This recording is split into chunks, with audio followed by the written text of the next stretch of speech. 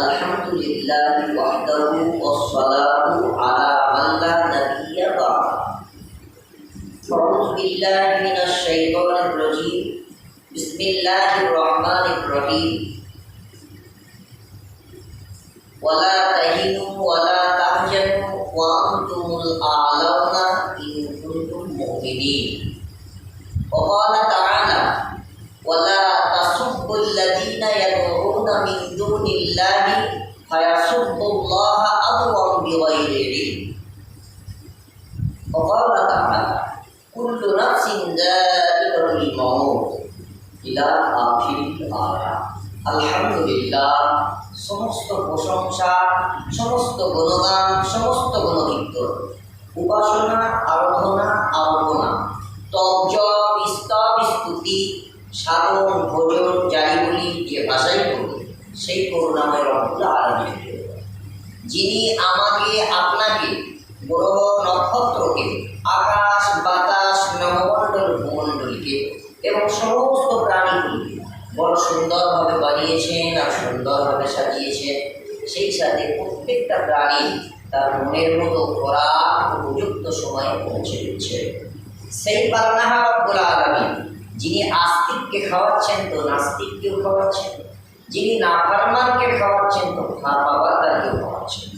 তিনার দরবারে কানা খোরা, সাদা কালো, দেশি বিদেশি, আমাদের এতে ইদলের উদলে, হাফেজ সাহেব, মৌলানা সাহেব, পীর সাহেব, ফকির সাহেব, ডক্টর, মাস্টার, জজ, ব্যারিস্টার, উকিল, মুক্তা, ধনী গরিব, চাষা ভূষা, শিক্ষিত অশিক্ষিত, এসবের বাঁচাবাচি আর ভাগাভাগি তার দরবারে নাই বাবা।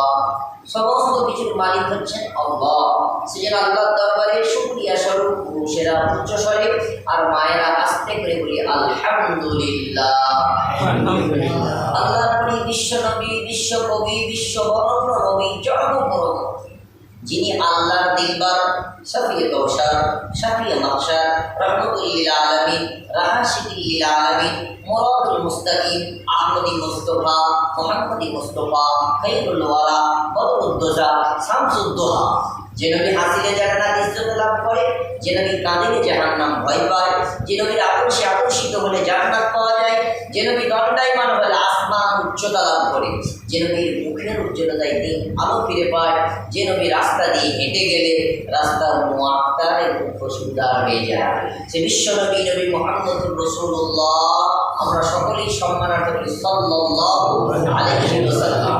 শ্রদ্ধেয় মাননীয় মান্যবর, জ্ঞানী গুণী মানী সম্মানী বৈশিষ্ট্যবাদীরা, তরুণ যুবক ভাইয়েরা, স্নেহের কুচি কুচি ভাইয়েরা, পর্দার খুশিনা মা ও বোনেরা এবং আমার শ্রদ্ধা এবং সাহা, সকলকে জানায় আন্তরিক প্রীতি, শুভেচ্ছা, অনেক অনেক ভালোবাসা।